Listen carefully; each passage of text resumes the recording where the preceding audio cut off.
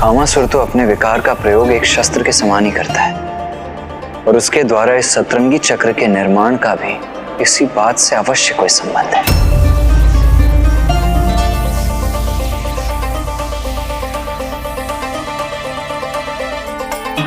समझ गया, मैं इसका रहस्य समझ गया। मनुष्य का कोई भी विकार उसके भीतर उसकी पंच इंद्रियों से प्रवेश कर उसके मन और बुद्धि को प्रभावित करता है। 5 और 2 हुए 7। इसीलिए उसने अपने लोक की रक्षा हेतु इस सतरंगी चक्र का निर्माण किया है। अर्थात भैया ये सतरंगी चक्र हमारी 5 इंद्रियां नेत्र, कर्ण, जीभा, नासिका और त्वचा ये मन एवं बुद्धि से संबंधित है। हाँ अनुज गणेश, जिस प्रकार 5 इंद्रियों के साथ साथ मन और बुद्धि को सुदृढ़ किए बिना हम विकारों से संघर्ष नहीं कर सकते, उसी प्रकार इस इंद्रधनुषी चक्र की 7 सतहों को पार किए बिना हम उस कामासुर तक कभी नहीं पहुंच सकते।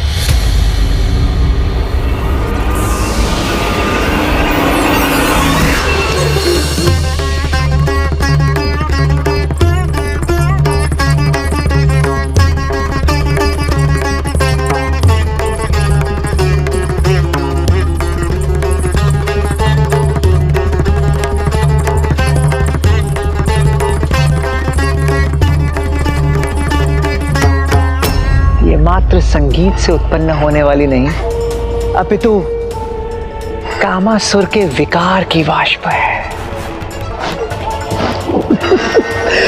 जो धीरे धीरे समस्त ब्रह्मांड में फैल जाएगी और सारे जीव जंतु, चाहे वो पशु हो या मनुष्य, सब के सब काम भावना से ग्रसित होकर मेरे वश में हो जाएंगे।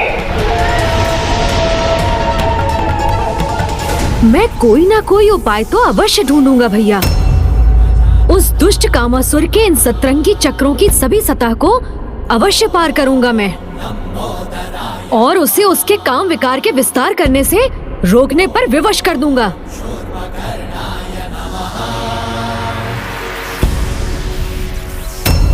क्या उपाय है इस सतरंगी सुरक्षा चक्र को भेदने का?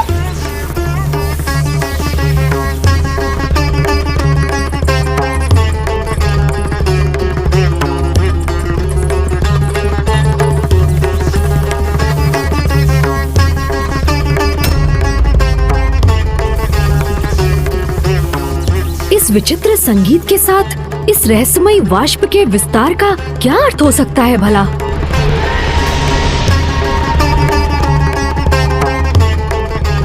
इस सितार की धुन मात्र एक साधारण धुन नहीं है। कदाचित यही धुन बाहरी सुरक्षा घेरे का स्रोत भी होगा।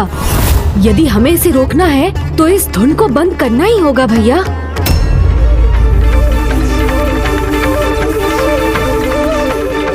किंतु इस 7 सतह वाले सुरक्षा चक्र को नष्ट कैसे करें हम?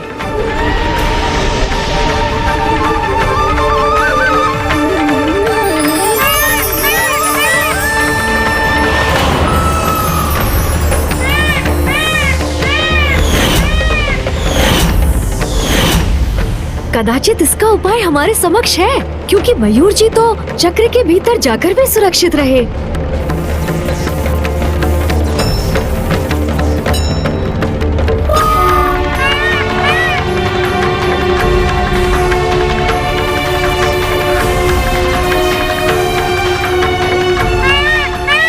इसी कारण इस सुरक्षा चक्र की 7 सतहों के रंगों और मयूर जी के शरीर के रंगों में इतनी समानता है, क्योंकि मयूर जी इन विकारों को अपने भीतर प्रवेश ही नहीं करने देते, उन्हें ये बाहर ही रखते हैं।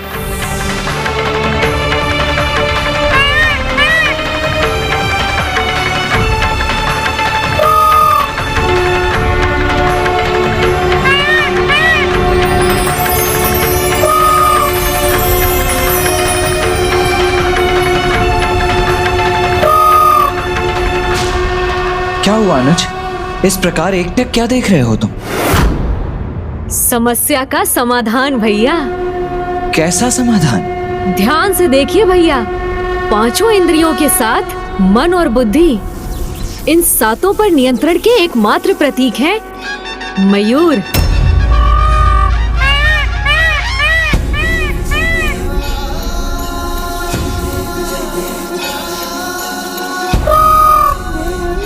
हाँ अनुज गणेश, मयूर संयम के प्रतीक ही तो है, इसीलिए तो इनमें देवताओं का वास भी माना जाता है। इनके ये 7 रंग पंच इंद्रियों के साथ साथ मन और बुद्धि पर भी नियंत्रण दर्शाते हैं। किंतु इससे हमारी समस्या के समाधान का क्या संबंध है अनुज? भैया, मयूर जी संपन्न हैं, वही 7 रंग इस सुरक्षा चक्र में भी हैं।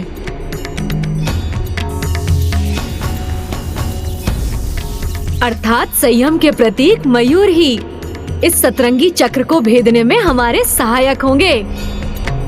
इसलिए मुझे भी अपने एक मयूर को उत्पन्न करना होगा।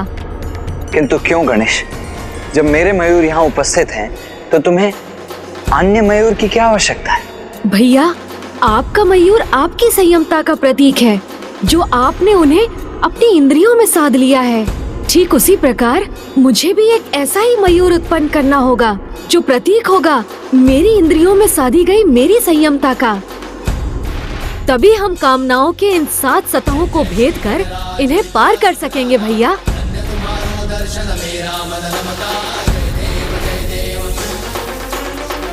उचित है गणेश।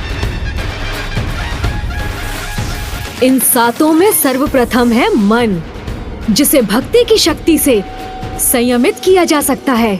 और ये तो आपको भी ज्ञात है भैया कि माता पिता की भक्ति से श्रेष्ठ तो और कुछ भी नहीं होता। इसलिए उनका आवाहन कर मैं उस प्रथम रंग को प्राप्त करूंगा, जो प्रतीक होगा मन पर संयमता का।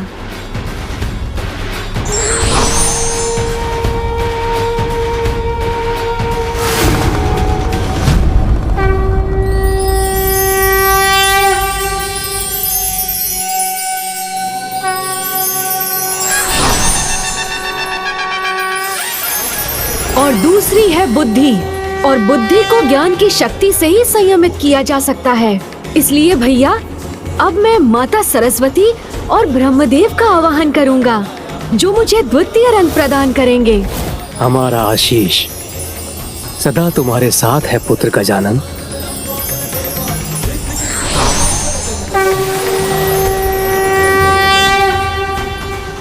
शेष 5 इंद्रियों में प्रथम है हमारे नेत्र, जिन्हें ध्यान शक्ति से संयमित किया जा सकता है।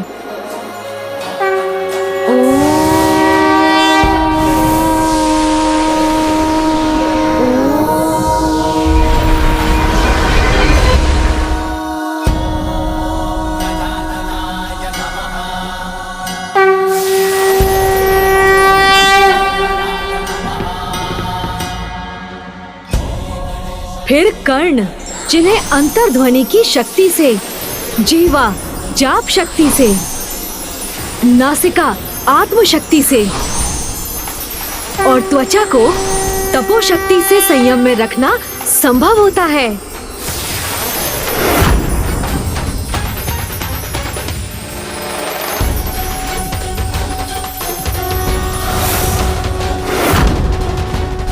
अद्भुत है पुत्र गणेश की बुद्धि।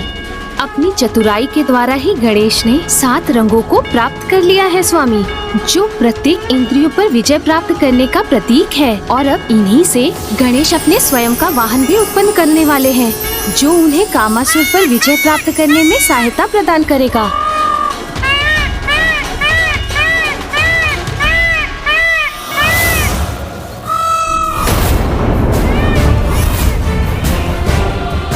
ये किसका विचित्र और अप्रिय स्वर है? कहीं कोई यहाँ आकर मेरे कार्य में हस्तक्षेप करने का प्रयास तो नहीं कर रहा है? मेरे समक्ष ऐसा कोई भी प्रयास सफल नहीं होगा। मेरे द्वारा उत्पन्न किए गए काम के प्रभाव से कोई सुरक्षित नहीं रह सकेगा।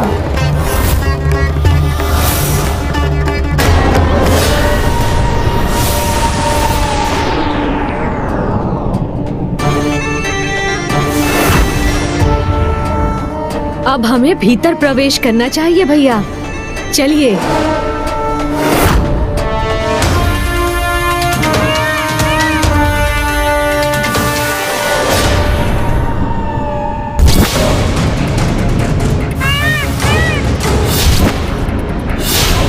ये वाष्प तो गणेश की ओर ही अग्रसर है। गणेश सावधान!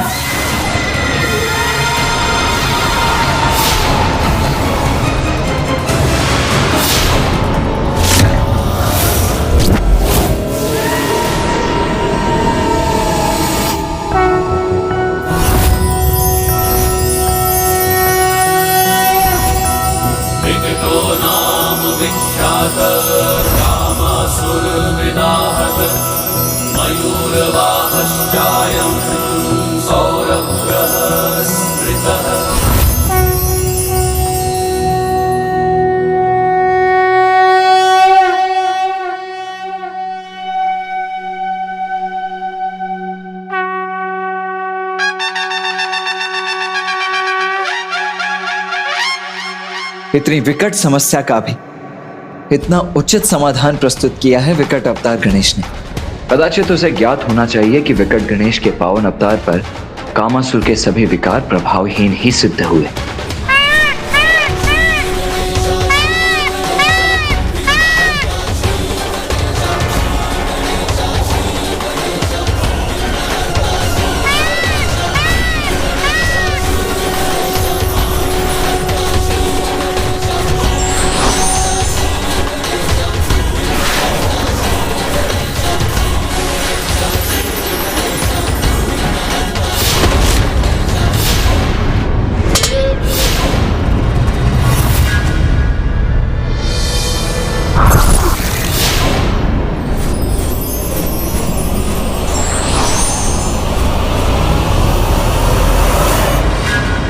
मेरे वाद्य यंत्र का तार कैसे खंडित हो गया?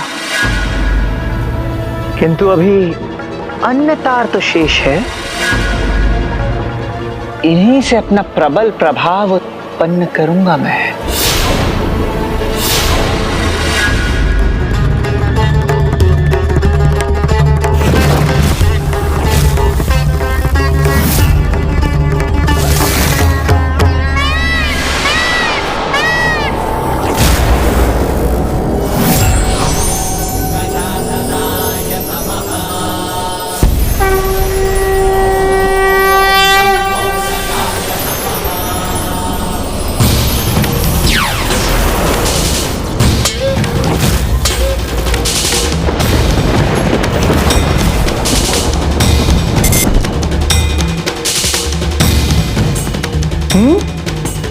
ये कैसे संभव है?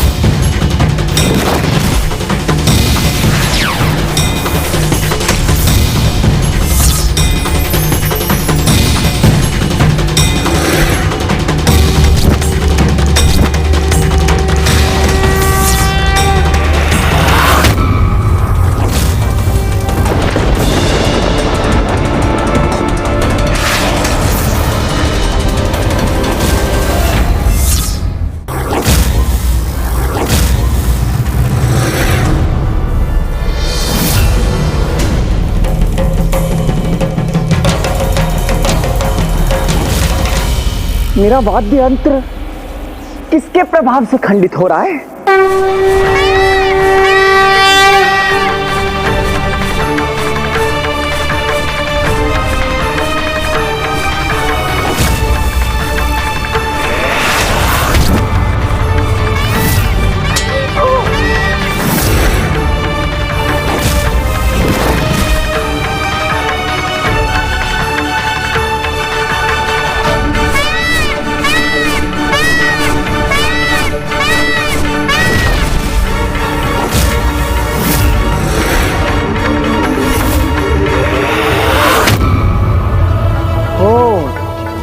तो यहां तक पहुंचने में सफल हो गए।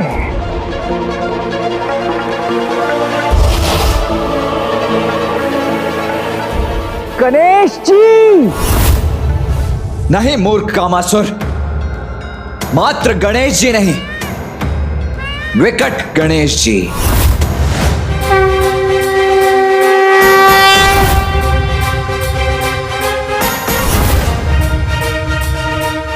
पुत्र गणेश का ये विकट रूप तो अत्यंत अद्भुत है।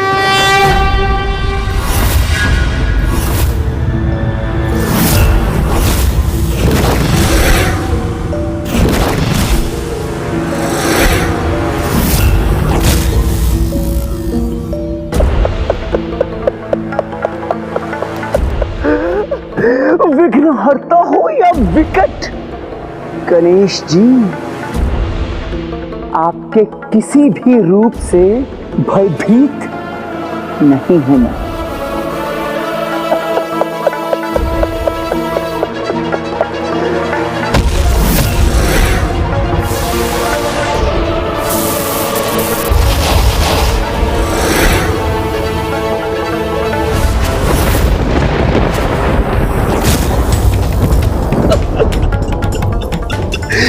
गणेश जी, आप यहां तक तो पहुंच गए, किंतु इसके आगे एक पग भी नहीं बढ़ा सकेंगे।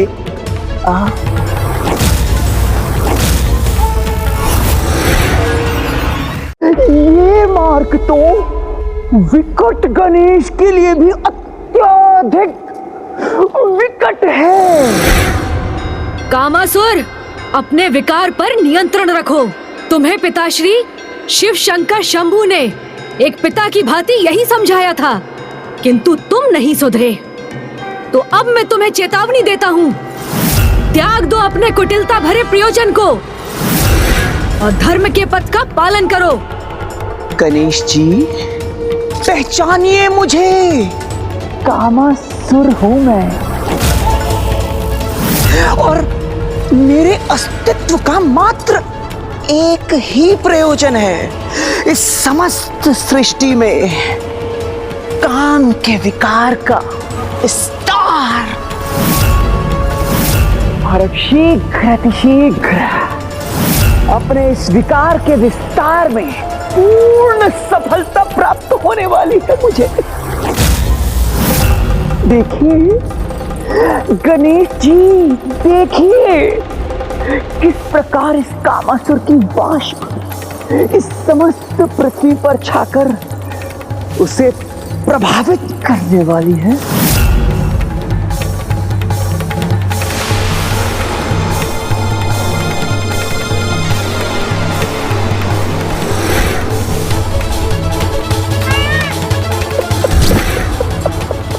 गणेश जी, अब देखिएगा किस प्रकार कामासुर के 5 महाबाण स्वयं आप में ही परिवर्तन ले आएंगे।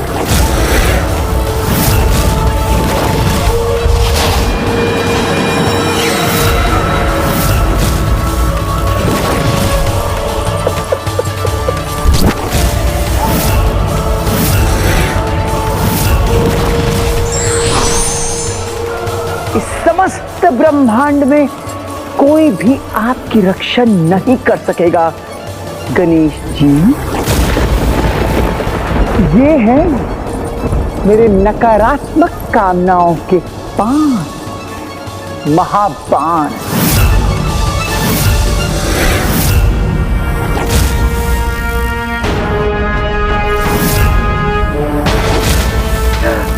ये है उन्माद बाण, स्तंभन बाण, तापन बाण, शोषण बाण,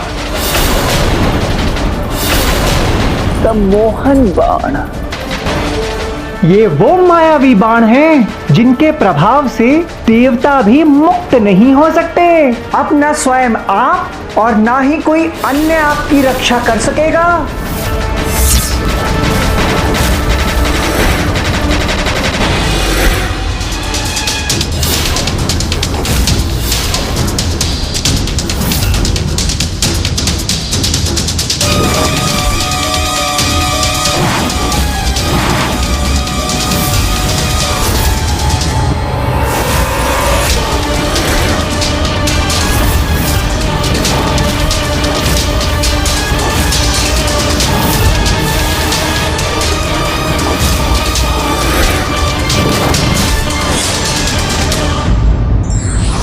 जीत और हार मनुष्य स्वयं नहीं अपितु उसका मन और मस्तिष्क निश्चित करता है। इसीलिए व्यक्ति को कभी भी आत्मबल नहीं खोना चाहिए।